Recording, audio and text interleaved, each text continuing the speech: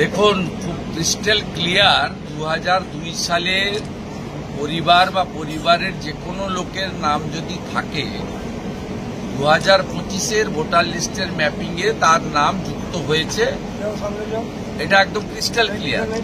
এবারে 2002-এর পরে বাংলাদেশ থেকে যে হিন্দুরা এসেছে তাদের করণীয় কাজ আমরা সবাইকে ক্লিয়ার বলেছি যে 31/12/2024 পর্যন্ত যে হিন্দুরা ধর্মীয় উৎপীড়নের কারণে শরণার্থী হিসেবে পশ্চিমবঙ্গে বা ভারতে এসেছেন তারা দয়া করে সিএএ-তে অ্যাপ্লিকেশন করুন। এবারে সিএএ-তে অ্যাপ্লিকেশন করলে তার নাগরিকত্বের সার্টিফিকেটের টাইম টেকিং ব্যাপার আছে, কিন্তু অ্যাপ্লিকেশন করলে ওই ডকুমেন্টটা থাকলেই সে নাম তোলার ক্ষেত্রে ড্রাফট ভোটার লিস্টে তার অধিকার পৌঁছাবে। বাকিটা ভারত সরকার এবং ইলেকশন কমিশন দেখবে। কিন্তু আপনাদের কাছে খুব পরিষ্কার বলি, 2002 সাল পর্যন্ত যারা এসেছেন ভোটার তালিকায় নাম তুলেছেন তাদের নাম 2025-এর ম্যাপিংয়ে থাকবে।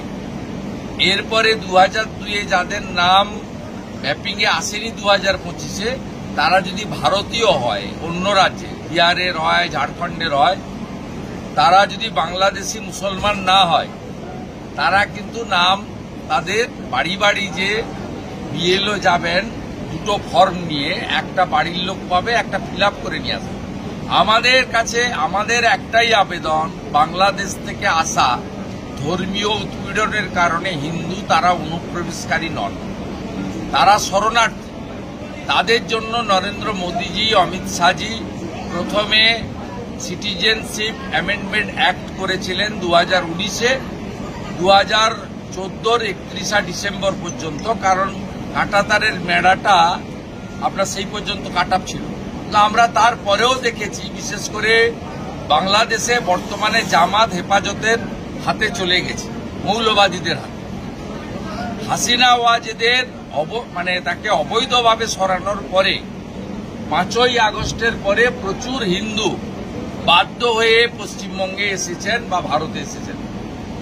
সেই কারণেই নরেন্দ্র মোদীজি তিনি 31/12/2024 পর্যন্ত এমএইচ-এর পক্ষ থেকে 14-এর যে অর্ডার তাকে এক্সটেন্ড করেছেন। আমাদের আবেদন, বাংলাদেশি হিন্দু শরণার্থীদের কাছে সিএএ ক্যাম্পে নাম নথিভুক্ত করুন। নিজে যদি না পারেন, ভারতীয় জনতা পার্টি এবং রাষ্ট্রবাদী বিচার পরিবারের পক্ষ থেকে একাধিক ক্যাম্পের আয়োজন করা হচ্ছে। সেখানে কম্পিউটার, ল্যাপটপ, প্রিন্টার থাকছে। আপনারা সেখানে এসে ভারতীয় জনতা পার্টির মণ্ডলগুলোতে যোগাযোগ করুন। প্রত্যেক মণ্ডলে মিনিমাম 2টো, কোথাও আরও বেশি সংখ্যায় বিজেপির সহায়তা শিবির এবং বিচার পরিবারেরও পক্ষ থেকে সহায়তা শিবির করা হচ্ছে। দয়া করে আপনারা আবেদন করুন। যারা আবেদন করবেন তাদের পাশে ভারত সরকার যেমন আছে, পশ্চিমবঙ্গ বিজেপি আছে। আপনারা এতটুকু চিন্তিত নয়, কিন্তু মমতার কথায় পাল্লায় পড়বেন না। মমতা ব্যানার্জি এবং তার পুলিশ, তার ইকোসিস্টেম বলছে অ্যাপ্লাই করবেন না, সব বন্ধ হয়ে যাবে। এটা ঠিক কথা নয়। আপনারা দেখেছেন পাহেলগাম ইনসিডেন্টে যে বিটন অধিকারী মারা গেছিল, গুলি করে তাকে হিন্দু বলে মেরে দেওয়া হয়েছিল। তার স্ত্রীকে আমরা 15 দিনের মধ্যে পার্মানেন্ট সিটিজেনশিপ সার্টিফিকেট দিয়ে আনিয়ে দিতে পেরেছি বা ভারত সরকার দিয়েছে। একইভাবে এখনো পর্যন্ত প্রায় 14,000 মানুষ সিএএ আবেদন করেছেন, কিন্তু তাদের কারোর চাকরিও যায়নি, তাদের সামাজিক সুরক্ষার বিভিন্ন কেন্দ্র রাজ্যের ভাতাও বন্ধ হয়নি, তাদেরকে সমস্যাতেও পড়তে হয়নি। আপনার মাধ্যমে বাংলাদেশ পার্শ্ববর্তী মালদা জেলার শরণার্থী হিন্দুদের কাছে বিরোধী দলনেতার গ্যারেন্টি এবং আবেদন, সিএএ-তে যত তাড়াতাড়ি পারেন অ্যাপ্লিকেশন করুন। ভোটার তালিকায় আপনার নাম থাকবে।